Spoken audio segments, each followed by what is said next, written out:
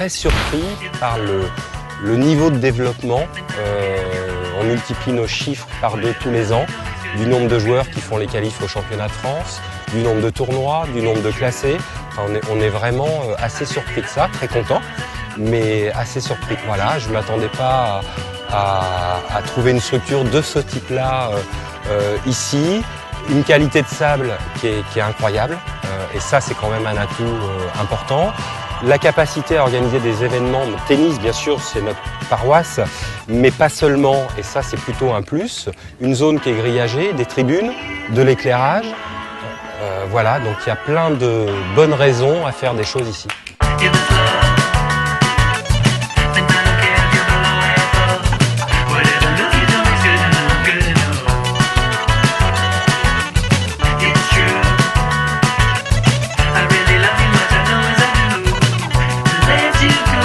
Je crois qu'il faut que nous veillions au sein de nos clubs des beach tennis de façon à sensibiliser tous les joueurs à cette pratique qui est, comme l'a dit Philippe, un petit peu différente, au départ plutôt ludique, ensuite ça se complexifie un petit peu, mais c'est ça le but, c'est de sensibiliser nos clubs et nos licenciés à cette pratique. Le site, je pense que je peux le dire, personne ne le contrera, je pense que c'est le plus beau site de France. On est dans un petit village, on n'est qu'à Saint-Sevé, on est dans les Landes, il n'y a peut-être pas grand monde. Mais là, vous pouvez mettre au moins 9 terrains, il y a une arène, on a parcouru la France avec Jérém, on a fait tous les tournois. On a vu des beaux sites sur des plages, mais des sites comme ça, sur une ville qui n'a pas la plage, de ma vie, j'en ai jamais vu, que ce soit ici ou à l'étranger. Je pense que c'est un des plus beaux sites que j'ai rencontrés.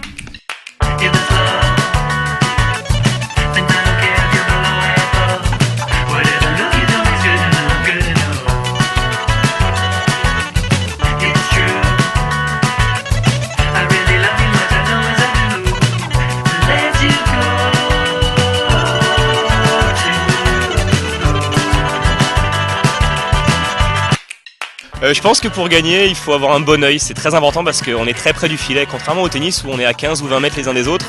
Là, dans l'échange, on se retrouve à 1m50, 2 mètres, 3 mètres au maximum les uns des autres. Donc quand les smatchs arrivent, les volées arrivent, il faut avoir un œil qui est assez affûté pour pouvoir essayer d'anticiper ce que va faire l'adversaire. Ça fait 4 ans que la Fédération française de tennis a reçu délégation par le ministère des Sports de s'occuper du développement du beach tennis.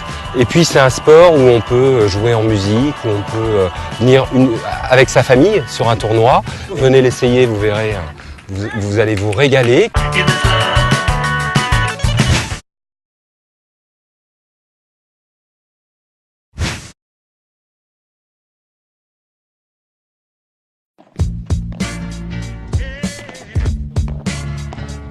4 joueurs dans une cage en verre, les coups de raquette s'échangent frénétiquement. On pourrait penser à du squash ou du tennis. C'est en fait du paddle. Ce sport commence à se développer chez nous. Laurent Montoisier est un ancien joueur de tennis reconverti en ambassadeur du paddle en Belgique. Petite séance d'initiation avec lui. Alors le paddle est un sport de raquette qui se joue comme au tennis 2 contre 2 en double. Comme vous voyez, il y a un filet qui sépare les 4 joueurs et le principe voilà, c'est de faire des coups droits, des revers, des volées et on peut céder des parois et c'est pour ça qu'on dit souvent que le paddle c'est un mixte entre le tennis et le squash parce qu'on joue beaucoup comme au tennis mais il y a cette particularité du squash où on peut céder du carreau. Donc Laurent, tu pourrais peut-être nous initier aux quelques gestes de base du paddle? Alors voilà, d'abord la raquette a une particularité, elle est plus petite qu'au tennis. Ici tu vas devoir mettre ta main dans la corde pour pouvoir la serrer autour du poignet. Ici on va simplifier la technique en prenant une prise marteau. J'ouvre à droite, j'ouvre à gauche et là on a déjà un coup droit et un revers assez simple avec une petite préparation vu qu'on n'a pas besoin d'énormément de puissance au paddle. Le geste est assez simple. Avec un peu d'entraînement, l'amusement est assuré. Ces grandes cages en verre se multiplient sur notre territoire et s'installent dans nos paysages. À l'origine pourtant, c'est très loin de notre pays que ce sport s'est développé.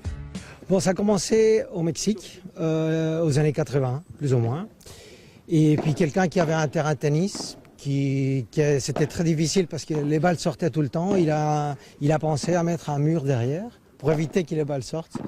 Et puis il a dit, c'est génial, peut-être que c'est un mur qui peut servir au jeu. Puis avec un ami, ils ont pensé, ils ont mis des murs des 2 côtés. Ils ont commencé à inventer un truc qui ressemblait au paddle. Arrivé dans les années 90 en Belgique, le paddle connaît un engouement grandissant depuis 2014. En Argentine, c'est déjà le premier sport avant le football de Lionel Messi. En Espagne, il est le deuxième sport national après le football, mais avant le tennis de Nadal.